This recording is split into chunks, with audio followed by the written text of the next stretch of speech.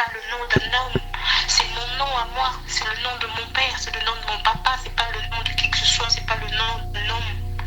Mais ils ont dit que le monsieur s'appelle soi-disant Christian Badolé, député ou je sais pas moi quoi. C'est qui le fameux député? Je suis mariée à qui?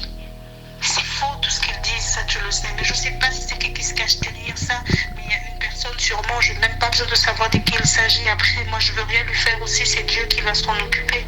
Mais regarde ce qu'ils disent.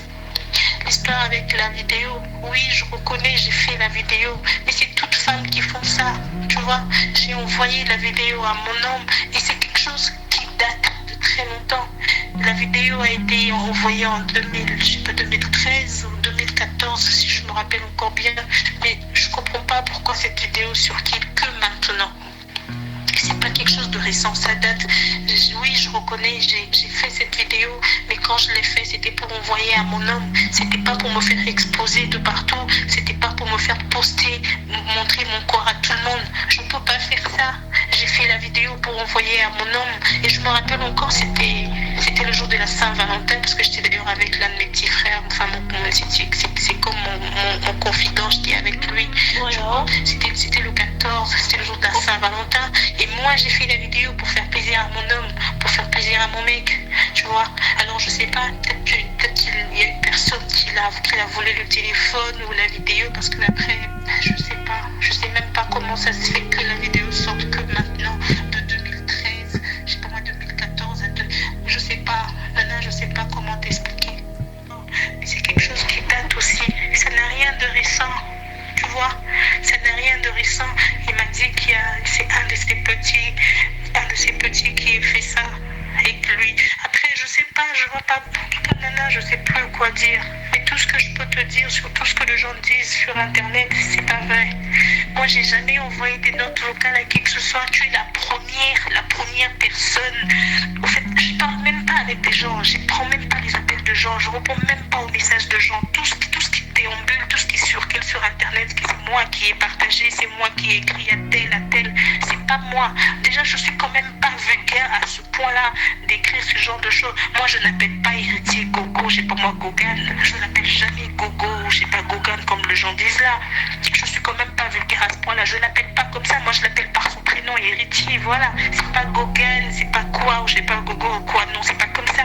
J'ai pas fait ce genre de notes. Je n'ai même pas fait un message à qui que ce soit, même pas à ma mère en pleurant que maman Nagina Koufa, mon mari m'a quitté. Non, j'ai pas fait ça. Je n'ai même pas envoyé des notes à qui que ce soit. Donc il y a des personnes qui se cachent derrière pour essayer encore de me clouer, pour essayer encore de me faire encore plus du mal. Parce que moi, j'ai pas fait ça. C'est tout le monde qui me traite de tout.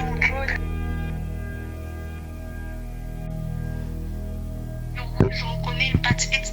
C'est juste pour se faire plaisir. Je sais pas comment ça se retrouvait là.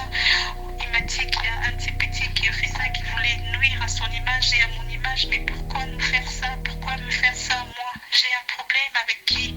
Déjà moi je sais pas si j'ai un problème avec qui que ce soit. Les gens qui me détestent, les femmes qui me détestent, pourquoi elles vont faire ça? Par jalousie. J'ai pris le mari de qui? J'ai fait quoi à qui? Tu vois? Parce qu'en ce moment je suis vraiment mal. Je suis mal, j'ai fait la honte à tout le monde. C'est ma famille qui en parle. J'ai blessé ma famille, j'ai blessé ma mère, j'ai blessé tout le monde. En tout cas j'ai très mal. Mais je sais pas pourquoi les gens essayent d'enflammer encore le problème au moment où personne ne connaît la vérité et que je suis la seule, peut-être héritier, le seul. Nous deux, on est le seul à connaître ou à savoir ce qui se passe. On est le seul à savoir la vérité, mais les gens me jugent par rapport à ce que les gens ont fait sur Internet, chose qui n'est pas vraie. Nana, tu es la première personne avec qui je parle maintenant, parce que je n'ai même pas expliqué à qui que ce soit, même pas à ma famille. Je n'ai même pas expliqué à ma famille de quoi il s'agit. Tu vois, j'ai parlé avec personne. Donc, toutes les audios qui circulent sur Internet, c'est pas moi. Congo Température TV. Hermobo tika kokota na ba terrain ya ba vie privée ya bato.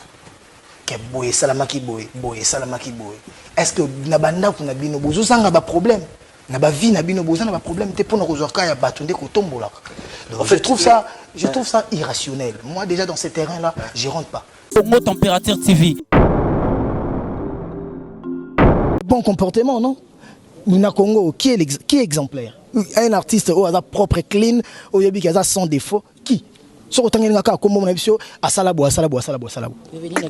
Donc voilà, tu comprendras qu'on a tous des défauts parce que d'abord, premièrement, on est humain et deuxièmement, tout peut changer. Seul le baudet. En français, on dit seul le baudet ne change pas, seul le fou ne change pas.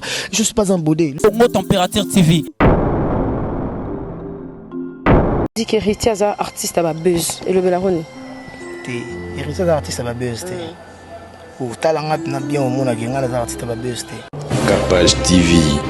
Vous avez compris un truc, que parler d'héritier est rentable. Parler d'héritier paye. Parler d'héritier, bah j'aime. Parler d'héritier, bah vu. Parler d'héritier, bah commentaire. Parler d'héritier, bah partage. Watane Makambu. Capage TV. C'est mon travail. Mot Température TV. Bonjour. Héritier Watanabe. On a dit que l'hôtel m'a mis sur les kilos bien. Bolo Zibangia trésor dans les États-Unis. Corée Massamba maître Bogar, maître patron dans la Tunisie. Ah, viens de la Brazzaville. Bonjour Brazzaville. Comme la Brazzaville, toi la Brazzaville. On va taxi.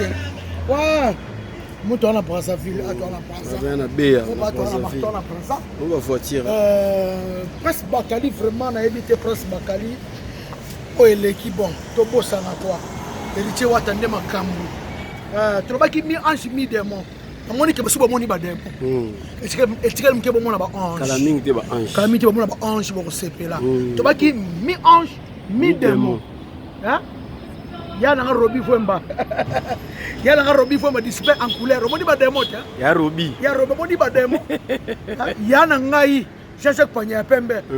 Bomoni ba démon kamite bomona ba ange maman bo sepela. Ya gile mayindu kamite bomona ba ange. Ange. Ya ozara e bandele ba démon quoi. Héritier Watanabe Makambu. Bon. Album ça na moto. Tu as vu que garçon na. J'ai la wata osomba iPhone asika. Ben ngombo japonais zalaki. iPhone 11 wa sika. Apesa ki e petit wana Kevin azwa biloko eza koto acha koto biso tuna Congo to que même ngata point na kisiyora. Ba pecha ka pasela biso. Na ordinateur na bana ba ville, zo biloko chango zo ba capture bo chabo. Bon. Masanga Mohamed Saïd boyembi musala musalaka. Jenga ka baba boyebi musala musalaka. Mais na comprendre que bomoni déjà ba démon quoi. Mi ange, mi démon. Mi ange, mi démon. Mi ange, mi démon. Quand mi bomona ba ange. Aba mezo boko sepe ça bomona ba ange. C'est la danger. Barumba mystique, barumba mystique. Kala mingi te boso mona ba ange. Viens tu à Brazzaville. Viens Willy Mandela nde Makambu quoi. Maboko pembe apa to na Brazzaville. On a bea bino na aéroport. Top na hôtel de l'aéroport. Apa to ça na Brazzaville. Na yebi ke bomoni déjà Badémon. Elvis Alomba bomoni déjà Badémon. Hein? Elvis, oh merci. Ça va? Ça va? Ah oui? Ça fait c'est bon. Ah oui? Donc, mi démon va penser que balé là rapport. Tu retournes à la place scandale. Scandale tu dois dire à la place. OK, là ça pour que déjà mi ange mi démon. Bomoni déjà Badémon. Il y a un angel qui est là pour monter déjà par démon. Camille Bomo na ange. Oh comment ça va? Ça va? Vraiment. Bino bien la Brazzaville. Vraiment calme. Bino calme hein? Ah pas la Brazzaville, tu vas calme. La ville est calme. Calme, papa ça sous oye. Oye. Papa ça sous oye. Calme vraiment. Calme vraiment. Qui te retrouve. Merci. Tu comprends déjà que tu vas monter par démon. Le risque la congolaise, bomoni par démon. Ba tout. Abou Sama bomoni ba démon. Moi la ti bomoni ba démon. Moi je la ba ange. Presse Bakali nde Makambu. To défendre wata. Garçon la kasaka okita wata waya. Elogote. Bomoni nde ba démon. Ko sa do bomoni nde ba démon. Ko su ba démon opudie ba ngwa. Elogote wa kokate. Boko ka fela wata ke. Ange bazoya. Ange bazoya. Ange. To ba ki mi ange mi démon. Bomoni da maseke. Maseke. Ta rafie nchora. Na acha na Brazzaville. Donc vous allez au CP là. Watanabe Makambu quoi. Watanabe yende. Ah ya na Willy Mandela ne Makambu. Yesa kachami ya pembe. Ba tutu o bolinga vient jora. nayebi ke boza ya kosepela ya jeune Keta love bino tout donc boza d'ailleurs kosepela ça va bana brasa c'est moi na brasa ça va on va café là na brasa mais la café là bien ça va moi bien donc nayebi ke bosepela bomoni ba démon bomoni maseke mi ange mi démon.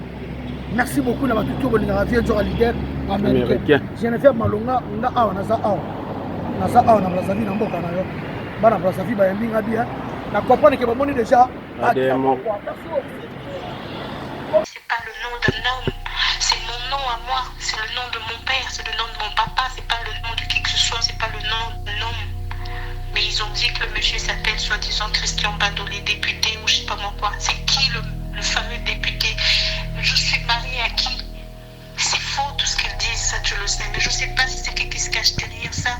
Mais il y a une personne sûrement, je n'ai même pas besoin de savoir de qui il s'agit. Après, moi je veux rien lui faire aussi, c'est Dieu qui va s'en occuper. Mais regarde ce qu'ils disent. L'histoire avec la vidéo, oui je reconnais, j'ai fait la vidéo. Mais c'est toutes femmes qui font ça, tu vois. J'ai envoyé la vidéo à mon homme et c'est quelque chose qui date de très longtemps. La vidéo a été envoyée en 2013 ou 2014, si je me rappelle encore bien. Mais je ne comprends pas pourquoi cette vidéo surkit que maintenant. C'est pas quelque chose de récent, ça date. Oui, je reconnais, j'ai fait cette vidéo, mais quand je l'ai fait, c'était pour envoyer à mon homme. C'était pas pour me faire exposer de partout. C'était pas pour me faire poster, montrer mon corps à tout le monde. Je ne peux pas faire ça. J'ai fait la vidéo pour envoyer à mon homme. Et je me rappelle encore, c'était le jour de la Saint-Valentin, parce que j'étais d'ailleurs avec l'un de mes petits frères. Enfin, c'est comme mon confident, j'étais avec lui. C'était le 14, c'était le jour de la Saint-Valentin. Et moi, j'ai fait la vidéo pour faire plaisir à mon homme, pour faire plaisir à mon mec, tu vois. Alors, je sais pas, peut-être qu'il y a une personne qui a volé le téléphone ou la vidéo, parce que après, je sais même pas comment ça se fait que la vidéo sorte que maintenant, de 2013, je sais pas moi, 2014, je sais pas, Nana, je sais pas comment t'expliquer. Mais c'est quelque chose qui date aussi, ça n'a rien de récent. Tu vois, ça n'a rien de récent. Il m'a dit que c'est un de ses petits qui a fait ça avec lui. Après, je sais pas, je vois pas, Nana, je sais plus quoi dire. Mais tout ce que je peux te dire sur tout ce que les gens disent sur Internet, c'est pas vrai. Moi, j'ai jamais envoyé des notes vocales à qui que ce soit. Tu es la première personne. En fait, je parle même pas avec des gens. Je prends même pas les appels de gens. Je réponds même pas aux messages de gens. Tout ce qui déambule, tout ce qui circule sur Internet, c'est moi qui ai partagé, c'est moi qui ai écrit à tel. C'est pas moi. Déjà, je suis quand même pas vulgaire à ce point-là d'écrire ce genre de choses. Moi, je n'appelle pas héritier Gogo, j'ai pas moi Gogan. Je n'appelle jamais Gogo, j'ai pas Gogan comme les gens disent là. Je suis quand même pas vulgaire à ce point-là. Je l'appelle pas comme ça. Moi, je l'appelle par son prénom, héritier. Voilà. C'est pas Gogan, c'est pas quoi ou j'ai pas Gogo ou quoi. Non, c'est pas comme ça. J'ai pas fait ce genre de notes. Je n'ai même pas fait un message à qui que ce soit, même pas à ma mère en pleurant que maman n'a Koufa, mon mari m'a quitté. Non, j'ai pas fait ça. Je n'ai même pas envoyé des notes à qui que ce soit. Donc il y a des personnes qui se cachent derrière pour essayer encore de me clouer, pour essayer encore de me faire encore plus du mal. Parce que moi j'ai pas fait ça. C'est tout le monde qui me traite de tout.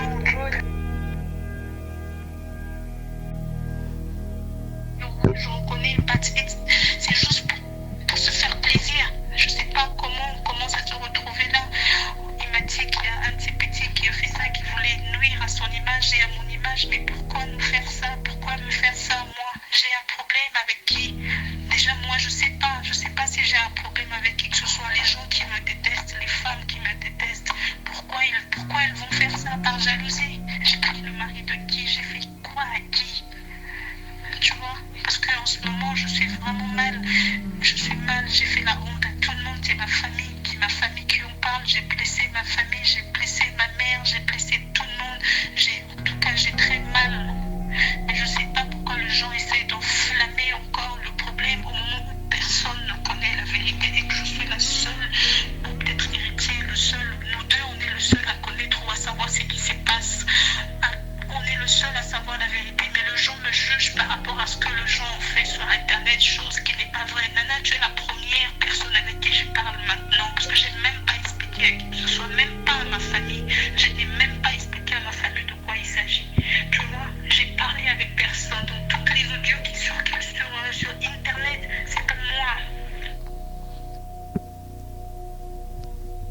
Congo Température TV. Hermobo tika kokota na ba terrain ya ba vie privée ya bato. Que boye salamaki boye, boye salamaki boye. Est-ce que na banda kuna bino bozo sanga ba problème? Na ba vie na bino bozo na ba problème te pona kozwaka ya bato nde ko tombola. En fait, je trouve ça irrationnel. Moi déjà dans ces terrains là, je rentre pas. Congo Température TV. Bon comportement, non? Nina Congo, qui est exemplaire? Un artiste au hasard propre et clean, au yabi qui a sans défaut, qui? Donc voilà, tu comprendras qu'on a tous des défauts parce que d'abord, premièrement, on est humain et deuxièmement, tout peut changer. Seul le baudet. En français, on dit seul le baudet ne change pas, seul le fou ne change pas. Je ne suis pas un baudet. Congo Température TV. Dit qu'Héritier est un artiste à ma buzz et le Belarone. Héritier est un artiste à ma buzz. Ou talanga na bien au monde qui est un artiste à ma buzz. Capage TV. Vous avez compris un truc, que parler d'héritier est rentable. Parler d'héritier paye. Parler d'héritier, bah j'aime. Parler d'héritier, bah vu. Parler d'héritier, bah commentaire. Parler d'héritier, bah partage. Watane Makambu. Capage TV. C'est mon travail. Congo Température TV. Bonjour. Héritier Watanabe. Hanabi ke hotel mamunya sur le kilo bien. Ba bolo si bangi ya trésor na kati États-Unis. Ba Corée masamba maître Bogart, maître patron na kati Tunis wana. Ah viens tu rasa na Brazzaville. Bonjour Brazzaville. Comme la Brazza toi na Brazza. Uma taxi. Wa muto na Brazzaville, à toi na Brazza. Rien à béa. On va toi na Brazza. On va voiture. Presse Bakali vraiment na évité Presse Bakali. Oh eleki bon, tobo sana toi. Héritier Watanabe makambu. Trobaki mi ange mi démon. Amoni ke basuba moni ba démon. Etikele mke bo mona ba ange. Kala mingi te ba ange. Kala mingi te bo mona ba ange bo sepela. Trobaki mi ange mi démon. Hein? Yana nga robi fwemba. Yana nga robi fwemba display en couleur. Moni ba démon ta. Ya robi. Ya robi moni ba démon. Yana ngai Jean-Jacques Panya pembe. Bomoni ba démon kamiti bo mona ba ange maman bo sepela. Ya kile mayendu kamiti bo mona ba ange. Ange. Ya ozaka e bandele ba démon quoi. Héritier Watanabe makambu. Bon. Album ça na moto. Tu as que garçon na. J'ai la haute osomba iPhone à sika. Ben ngombo japonais zalaki. iPhone 11 wa sika. Après ça qui est petit wana Kevin azwa biloko esa koto acha koto biso tuna Congo to même na téléphone na kisiyora. Ba pecha ka pasela biso. Na ordinateur na ba ville, zo biloko chango bo zo ba capture bo chango. Bon. Masanga Mohamed Saïd boyebi musala musalaka. Ya jenga ka baba boyebi musala musalaka. Mais na comprendre que bomoni déjà bâtiment quoi. Mi ange, mi démon. Mi ange, mi démon. Mi ange, mi démon. Quand mi te bomona ba ange. Album ça beaucoup c'est ça bomona ba. C'est fait la danger. Barumba mystique, barumba mystique. Kala mingi te boso mona ba ange. Viens tu à Brazzaville. Viens là Willy Mandela ndé makambo quoi. Maboko pembe apa to na Brazzaville. On a béa, non aéroport. Top na hôtel de l'aéroport. Apa to ça na Brazzaville. Na yebi ke bomoni déjà bâtiment. Elvis Alomba bomoni déjà bâtiment. Hein? Elvis, oh merci. Ça va? Ça va? Ah oui? Ça fait c'est bon. Ah oui? Donc, mi démon va penser que va aller là fort. Donc autant on a placé scandale. Scandale tout doit dire la place. OK, là pour que déjà mi ange mi démon. Bon moni déjà ba démon. Ya na ngashal keta là pour moni déjà ba démon. Démon Camille bon mon ange. Oh comment ça va? Ça va? Vraiment. Bino bien la Brazzaville? Vraiment calme. Bino calme hein? Ah, pas la Brazzaville, tu vas calme. La ville est calme. Calme, papa ça sous oye. Oye. Papa ça sous oye. Calme vraiment. Calme vraiment. Qui te retrouve. Merci. Tu comprends déjà que tu vas moni ba démon. Floris la congolaise, moni ba démon. Tu tout. Abou sama bomoni ba démon. Moi la tibo moni ba démon. Moi je la ba ange. Presse bakalinde makambo. Pour défendre Wata, garçon la kasa ko kita Wata waya. Elote. Elote. Moni ba démon. Pour ça, on a des démons. On a des démons au pied de mon enfant. Et l'eau, tu vas pour casser. Bon, on a fait la attaquer. Ange Basoya. Ange Basoya. On va dire mi-ange, mi-démon. On va dire ma séquille. À séquille. On a fait une chose. On a fait sa vie. Donc, vous avez au CP là. Vous attendez ma cambo. Vous attendez Yende. Il y a un Willy Mandala ne ma cambo. Yes, à Kachami, à Pembe. Tout au bon, il a fait un jour. Il y a Jeanne qui est à l'offre, Binotou. Donc, vous avez d'ailleurs au CP là. Ça va? Mana Frasa? C'est moi? Ça va? On va café l'intérieur. La Frasa, mais la café l'intérieur. Bien. Ça va bien. Donc, il y a un ami qui a au CP là, Bomoni Badémon. Bomoni Maseke. Mi-ange, mi-démon. Merci beaucoup d'avoir tout le monde qui a leader américain. Je ne fais malonga, on a un asa on a ça on a la vie dans boka na yo. Bana la vie ba yinga bien. Na comprendre que bomoni déjà. Mon atier botalelanga Congo température ya maman Rosette et la fleur Nadambu. Après avoir défilé là-bas, cité Pola, mais cette fois-ci. Congo Température TV. Désormais, suivez-nous sur cette chaîne. Congo Température TV. Congo Température. La patronne, Rosette la fleur d'amour, chaîne à solo. Émission religieuse. Théâtre, musique, environnement.